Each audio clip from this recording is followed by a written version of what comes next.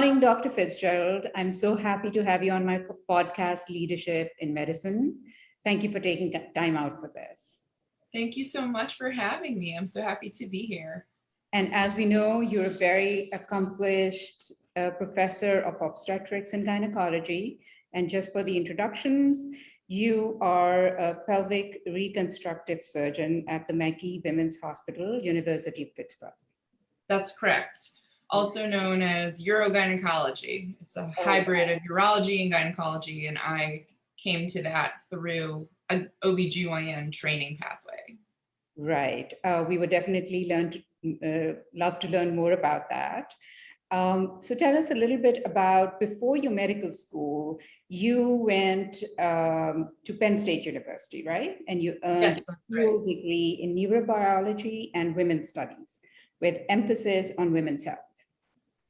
Yes, so that was very formative for me. I really knew I wanted to be a physician when I started my undergraduate years, but I wasn't entirely certain, what I wanted that to look like. I thought I might want to do orthopedics, but I also knew that I was very passionate about women's health.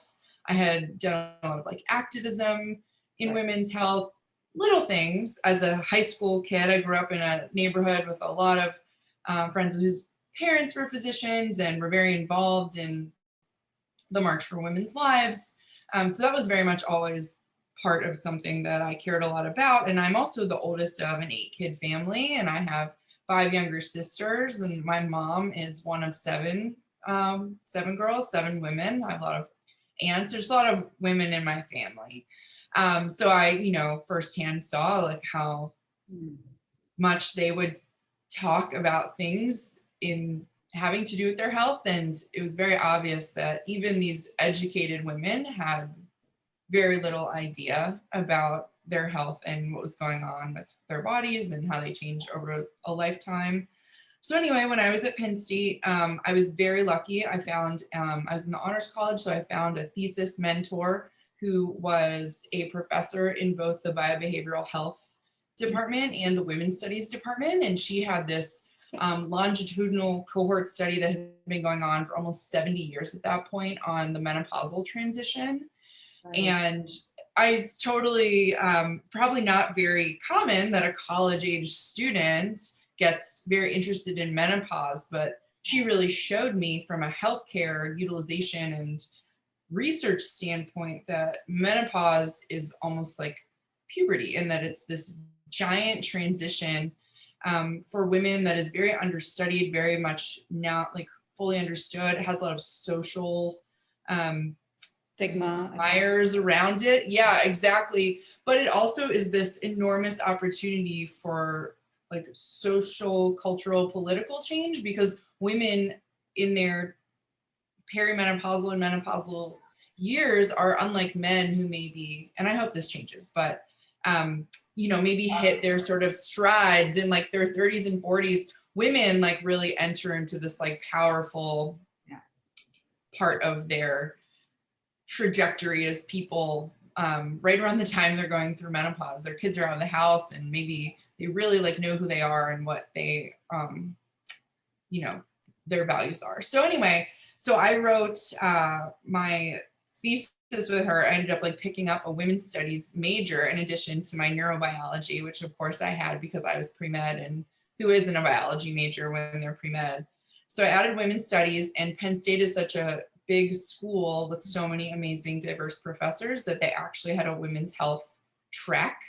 And so most of the classes I took, I actually got a Bachelor of Science in Women's Studies and took classes in the politics of reproduction, in women's mental health, and lots of other ways in which the experience of being female in this world affects your biology and your biological pathways. So that was super interesting for me. And I realized at that time, particularly looking at my neurobiology classes through this women's studies lens, that the way women process pain and also the biases we hold towards women presenting in pain had a lot of work to do, and that scientists and doctors didn't really understand women's pain, and that women have a lot more conditions than men do of invisible pain, and the way we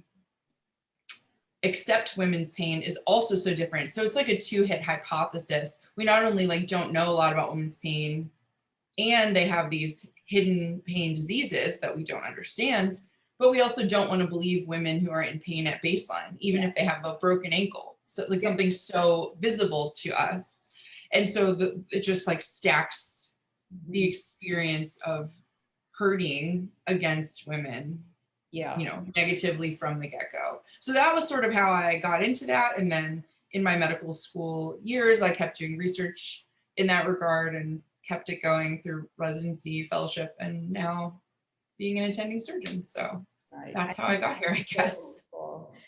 To have, the whole idea was to create this platform where, physicians can talk about leadership, particularly women, and there are lots of, this is exactly the topics that I wanted to discuss, because they're not very, people are not very open to discussing, especially pain management. And I've seen it in my own experiences also, when women end up in ER, how dismissive people can be, even if she's, I know someone who nearly died because she had ectopic pregnancy, but they totally dismissed it. Oh, she's just being hysterical. She probably has psych, she needs a psych reference, or how it's, she has cramps. Yeah. It's like, everybody wants to chalk women's pelvic pain up to cramps, to like these normal amounts of pain we're expected to just deal with because we're female. Yeah. But really, all that reflects is the ignorance of the field of medicine, that we just don't understand women's pain, that it's more difficult to understand, it's more complicated. It's not like physically hanging outside of our body the way it is for men, Maybe we'll get into this more, but if a man comes in with testicular pain, it's external, it's like on the outside. And women, like, sorry for being born with my organs on the inside of me, but that means that you need to put your thinking cap on, and you need to get some more imaging. You need to think more critically about your differential, without just saying, oh, it's cramps. The only thing that does is show me the ignorance of the person taking care of that woman. Right. And then segue, this is a great segue into my next question. You mentioned that there should be a multidisciplinary pain management bundle for people having acute on chronic pain flare, that is, example, endometriosis, right? Presenting to the ED, that would prevent considerable distress for both the patient and the provider. Yes. I remember you tweeted that, and I really loved it. Can you tell us a little bit more, like, what do you have in mind? Like, what do you suggest would be a good? Sure. Well, this is something that, like, in a practical sense and in a research sense, I'm working on at my own institution. So I want to just disclaim a little bit quickly that, like, when it comes to endometriosis, well, endometriosis is a disease that needs to be taken care of by multiple types of providers. No one physician or surgeon can manage endometriosis. I'm a pelvic floor specialist, and I specialize in bladder and pain syndromes of the female pelvic organs, in addition to being a surgeon for those organs. But I do not surgically excise endometriosis. The people who do that at the highest level are minimally invasive gynecologic surgeons. And so where I work at the University of Pittsburgh at Magee, we have a multidisciplinary team where I see patients alongside twice a month at the moment, hopefully more in the future, because it's a lot to get a big team together with their schedules in clinic. But with Dr. Nicole Danellen, she's a MIGS surgeon who does endometriosis excision and management. And I also see them with a clinical psychologist who's trained in the PTSD and the sort of particular effect that chronic pain has on other mental health disorders, and a pelvic floor physical therapist. We see patients all together. And in addition to that, we are actively working on getting funding and recruiting transitional pain providers, anesthesiologists who are trained in pain psychology, and psychologists who are also trained in pain management. And the reason that's so important, and we'll get back to your question about my tweet, which is like when women come to the ER, like we need a multidisciplinary bundled approach. The goal with something like endometriosis or any chronic pain disease is to not to cure it, because it's rare that you can really reverse the cause of a chronic disease or chronic pain syndrome. We'll get back to the estrogen piece. I think we're going to talk about that. Ways in which we can be more aggressive early on before a pain condition becomes chronic. But something like endometriosis is a chronic disease, especially for women who are premenopausal and having cyclic hormones, or maybe, you know, can't be on some sort of hormonal suppression. So the idea behind that tweet is that, number one, we need to be keeping these women out of their flares as best we can. So that requires multidisciplinary, like endocrinologic care. So some type of hormonal suppression and going through the risks and benefits of what we have available for endometrial and hormonal suppression. Right. But then also addressing the ways in which chronic pain becomes centrally sensitized. So this is really, I think, where a lot of my research was, like from an early standpoint, this concept that you could have a peripheral pain condition, something coming from a specific organ like the uterus, and then your peripheral and central nervous system become imprinted with pain signaling pathways that are extremely hard to undo. And so then not only are you more sensitized to pain, but the pain is within your spinal cord. Like, it's very hard to reverse that. So in order to treat these things in these women who come to us, I'll make a note here that endometriosis in particular takes 7 to 9 years after symptoms start to be diagnosed. So that's 7 to 9 years that women are feeling pain, and these pathways are getting more deeply and more deeply ingrained in their nervous system, in their spinal cord, in their brain, and their peripheral nerves, which upregulate a lot of receptors that are really hard to downregulate once they're firing and like being coded for. Basically, you need to kind of come at it at like a multimodal approach. So like you need something centrally acting to manage the pain, to try to downregulate these pathways. You need something peripherally acting, something for like these small like PNC fibers that have been upregulated in the end organ. You need some sort of hormonal suppression.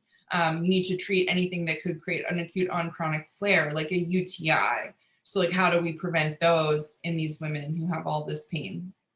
How do we downregulate all of the musculoskeletal pain that's surrounding the pelvic organs? You need physical therapy for that.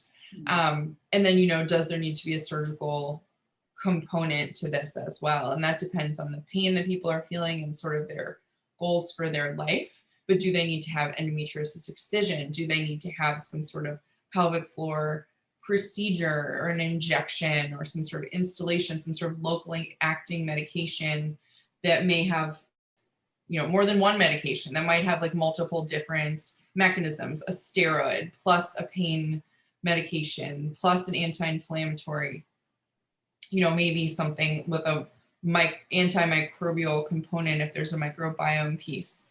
So you just need to sort of hit these women, this is what all my research is on now, from all these directions all at once. And no one, you know, I'm trained in gynecology and surgery and a little bit in pain, but an anesthesiologist trained in pain psych, they know a lot more pharmacologically than I do about the spinal cord, about how nerves respond to pain, about the chronicity of pain, about acute on chronic flares and the mechanism of that.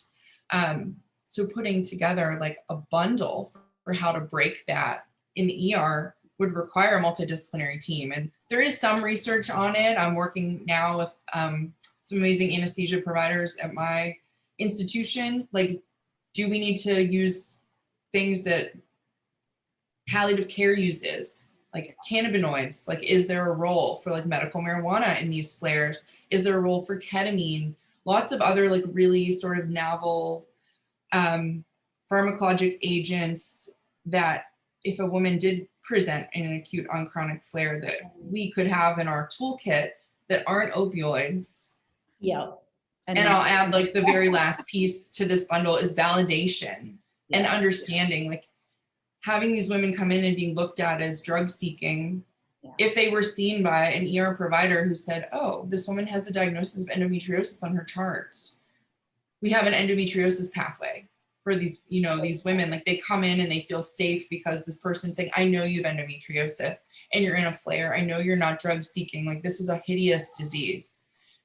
And, you know, here's what, you know, we can offer you so that we can get you back into the steady state where we're coping with the symptoms on a daily basis. So anyway, that's a very long explanation for what we're trying to build, but it's amazing how like new these ideas are. When I was in college, I was like, certainly by the time I'm an attending, people have this all figured out, and they do not. So no, and it sounds brilliant because, you know, it's something that at least I haven't seen in my practice, and like I hope it goes into practice. This would make life so much easier for so many people, right? And it would drastically improve patient. So many people, including the doctors. I mean, I have many friends who are amazing doctors who are ER physicians, and they feel helpless as well. And, you know, if you're somebody who's not driven by ego,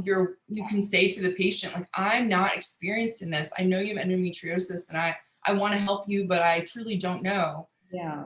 When you get a provider who their ego is threatened by what they don't know, then that creates a really toxic interaction for both the doctor and the woman who's not feeling believed. And then, you know, the provider is sort of internally panicking and they just want that person like out of their triage as fast as possible.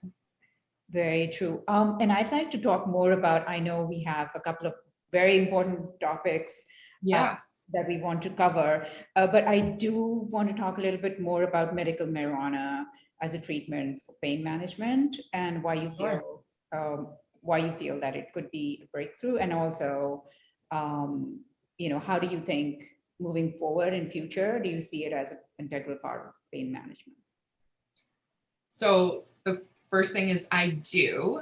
The second thing is I will again disclaim that medical marijuana was not part of my gynecology training in any way, shape, or form. So this is something I am currently learning about. I'm not like a personal user of marijuana of any kind, but I mean, the research is just mounting, and somebody, you know, in anesthesia and palliative care can speak more to the mechanisms and safety profile and the pharmacology of THC and cannabinoids. I truly myself am undergoing like courses at the moment to learn more.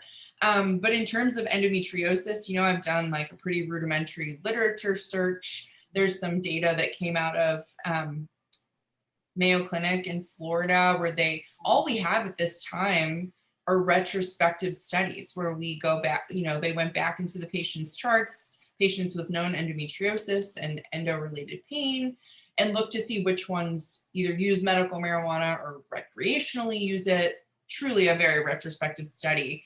And the ones that did use it had lower pain scores, lower anxiety scores. We know that anxiety and pain are like very much intertwined. People love to say like, which came first, the chicken or the egg? Like, is this woman just anxious or is she really in pain? Well, it doesn't matter. They're like part of the same beast. So, you know, without belaboring, because I don't want to speak like an expert when I'm not, I think that the field is wide open to do research on this. I know anecdotally with my patients, the ones who, you know, can get in Pennsylvania, medical marijuana is totally legal.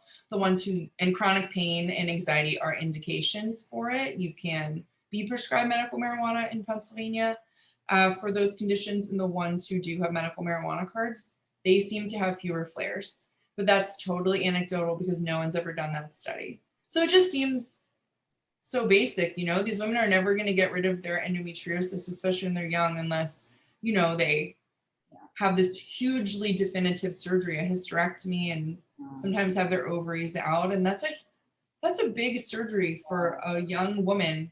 We can talk about that more, you know, that's something that the woman should be able to decide. I think there's a lot of people who are very paternalistic and are like, I won't take out the uterus of a 23-year-old in debilitating pain. And that's a really tough spot to be in as a patient and a surgeon.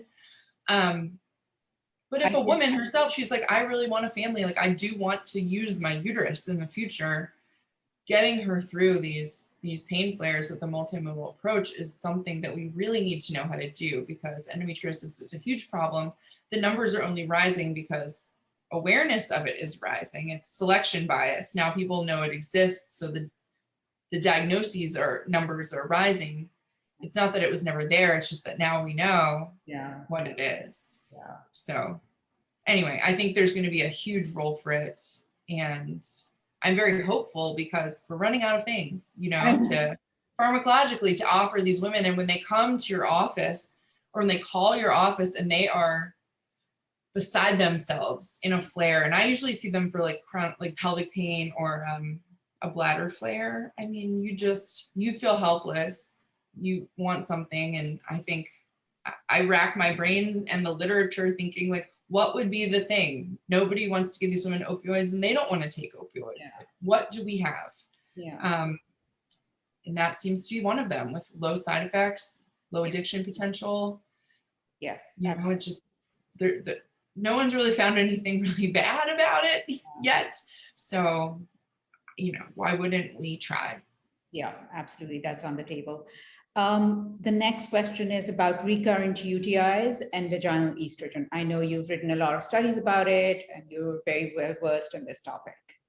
I wish that I was the one that had written the studies. A lot of my very brilliant colleagues who do a lot of microbiome research are the ones that have written most of the studies. But yes, I feel very passionately about this, mostly because, so recurrent UTIs are a huge problem. Everyone knows they're a huge problem. There was a study that came out over the weekend. This seems like such a duh paper, but did focus groups of women with recurrent UTIs, and they live with a tremendous amount of fear and anxiety, waiting for the next infection to happen. And so understanding why UTIs, recurrent UTIs, happen in premenopausal versus postmenopausal women is a huge area of research, and sort of the most obvious population to study estrogen in first, of course, are postmenopausal women, because we know they have what we used to call vaginal atrophy. The proper term for that now is genitourinary syndrome of menopause. The urinary microbiome and histologic tissues, including the bladder, the urethra, and the vaginal epithelium and its tissues, are now known to share much of the same microbiome and much of the same hormonally sensitive properties. So to separate the vagina and the bladder in terms of their symptoms after menopause would be foolish. So it creates like a whole constellation of symptoms that are a terrible vicious cycle. Urinary urgency, which very much, you know, from what we think is caused by when there's a lack of estrogen in the vagina. I always tell the joke that like medical students can never put a Foley in the OR, especially in premenopausal women, because they just can't find the urethra. They're like, where is it? And that's by design. In premenopausal women, the vaginal epithelium is pink, it's moist, it's very lush, it covers the urethra, which confers protection to both the very sensitive nerve endings of the urethra and from microbial invaders. Yeah. So it's like a double pronged defense approach to UTIs in premenopausal women. They have all this nice tissue. And then postmenopausal women, they lose the estrogen and that tissue shrinks away and the urethra suddenly becomes very prominent. And not only is it, again, like it loses its protection to microbial invaders through the actual tissue covering the urethra, but now you have these like very sensitive nerve endings to the urothelial lining of the urethra are now out to the world. They're being rubbed on by pads and underwear and just like general dryness and irritation, which causes a lot of urgency. And then the last piece of this is the microbiome shifts that occur. So the lactobacillus that were abundant in premenopausal times, lactobacillus keep the vaginal pH around 4 because they produce acidic byproducts, right. And they rely on estrogen to produce those acidic byproducts. Right. And the acidic byproducts are super important because bad things, Yeah. BV causing bacteria, E. coli and other gram negatives from the rectum, and yeast. They thrive in more basic environments, like more pH, like 5, 6, 7. So if you can keep the vagina at an acidic pH, that's another layer of protection from microbial invaders that cause UTIs. So if you put estrogen back where it used to be, you can reverse those changes. And women tend to have, generally speaking, a lot less urgency, but definitely fewer UTIs. And there have been so many RCTs, systematic reviews that have showed this in postmenopausal women. So I cannot put postmenopausal women on a singular dab of vaginal estrogen to the urethra, the introitus, which basically are side by side in women after menopause, nightly. I'm like, just do it forever. You know, it really can only help you. Right. And I will make a caveat here that there's now a ton of research on the safety profile of vaginal estrogen. Yeah. A lot of women are very worried, could it cause cancer? I've had breast cancer, I've had uterine, ovarian, cervical cancer. Can I use it? And now there's a lot of research to show, and society guidelines that say, yes, you can. It is safe even in women with a history of breast cancer. We even use it in women who are currently on tamoxifen, raloxifene, or anastrozole. Mhm. It's safe to use in them as well. Those women tend to have tons of recurrent UTIs that are very much linked to the fact that they're on an anti-estrogenic medication. And then it's also, there have been now very well done retrospective data to show that in women with gynecologic cancers, it's also safe. Same thing goes for women with a history of a clotting disorder or DVTs, PE. Yeah. They can also use small, very low dose of local vaginal estrogen regularly, and it doesn't increase their risk of clot. So there basically are no women that can't use it or can't benefit from it. Of course, some women will be more nervous and you'll counsel them and maybe you'll use the lowest dose to get relief from their symptoms, but that is something that is acceptable to do. Right. And then on the premenopausal side, this is where things are really emerging. Because I think clinically, a lot of us see women on oral contraceptive pills, Depo-Provera, breastfeeding, women who have other reasons to be perhaps amenorrheic. We see some of the changes in their vagina. It gets very sort of pale, dry, the skin thins out, and they can have a lot of recurrent UTIs. And so people are starting to see now, oh, like there are effects of some of these systemic medications on, you know, the amount of like estrogen binding proteins, the amount of bioavailable estrogen, and what is it doing to the microbiome of their urogenital tract, and will vaginal estrogen be helpful for them as well? And there's a lot of emerging evidence and research to show that that's the case. I will say anecdotally, in these young women with these recurrent UTIs, you know, all we can really do for them is like throw repeated doses of antibiotics. We have some other medications, something called methenamine or Hiprex.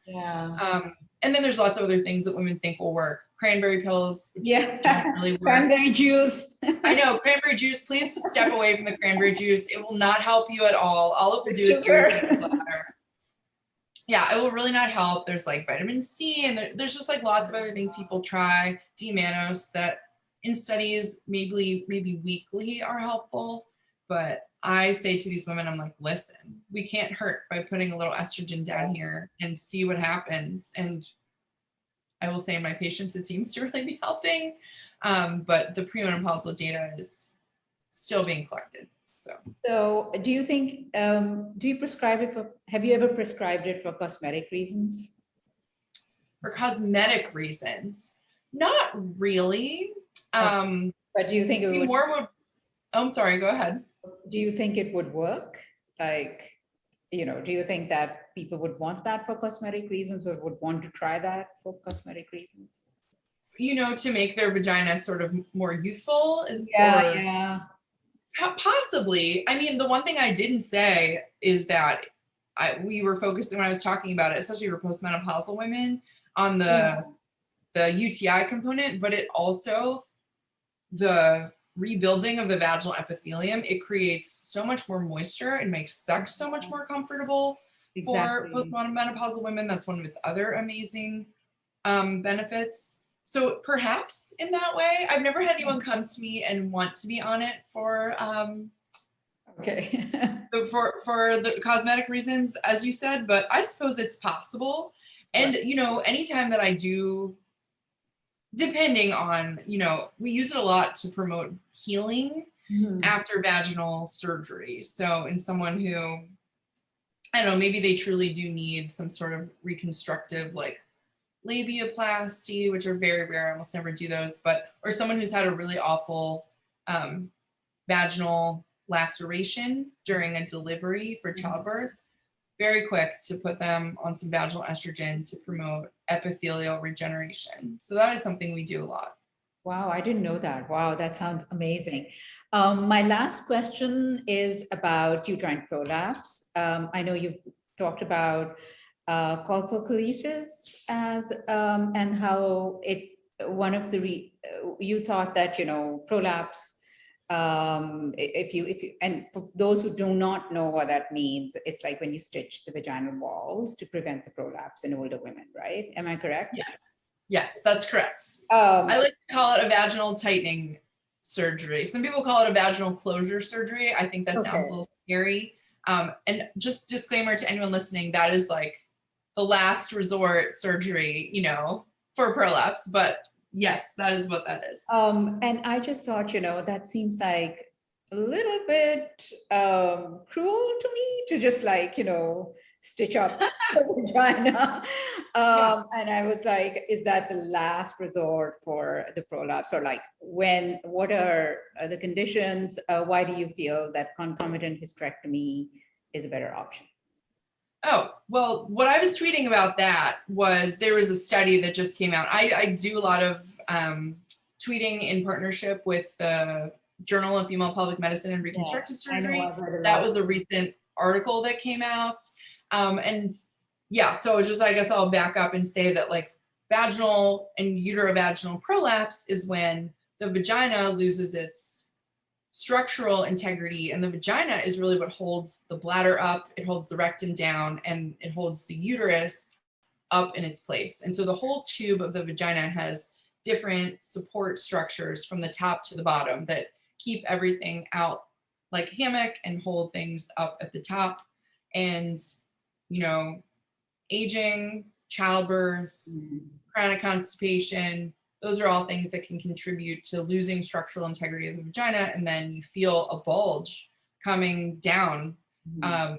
And the question is like, that is it very uncomfortable for you? And if so, there are treatment options that range from doing nothing, because it's usually not very dangerous, to using something like a pessary, which is almost like an orthotic for the vagina. It like gives support. It's like an internally worn silicone support dish, or surgery. And there's a lot of different surgeries, and the surgery really needs to be tailored for the woman and her life, her activity level, her sexual activity, you know, her medical risks for undergoing surgery, how, you know, safe is it for her to be on the operating room table for how long. So there's a lot of different ways to make that decision. But the tweet you're referring to for colpocolysis, it almost gets like a bad rap. It is a procedure. It's a very minimally invasive procedure, Right. generally for women who are older, have inherent risks of undergoing anesthesia.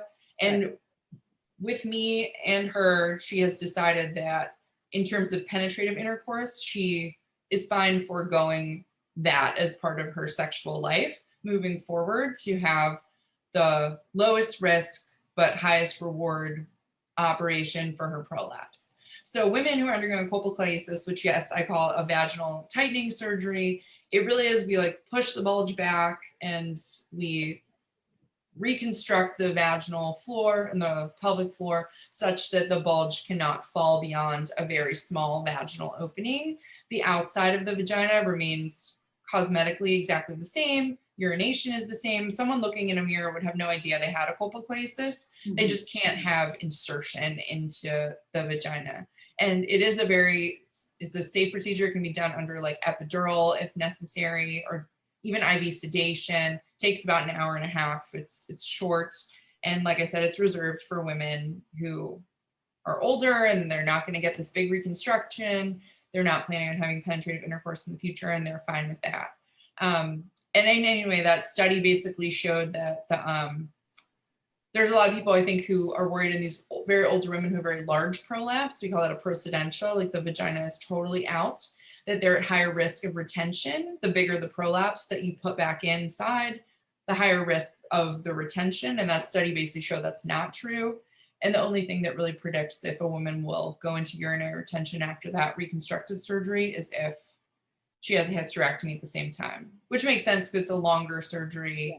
There are more autonomic nerves that are probably involved that are cut, or some more swelling, lots more reasons to have retention. So that's all that showed. Right. Thank you so much, Dr. Fitzgerald. Once again, it was a brilliant lecture. I've been frantically taking notes. I don't know if you noticed, but I've been taking down everything quickly. And I just want my audience to know that this is for educational purposes only. It's not meant to treat or diagnose any diseases. If you have any of the symptoms, please consult your healthcare provider. Once again, thank you so much for taking time out. And I'm really thankful to you. Thank you so much for having me.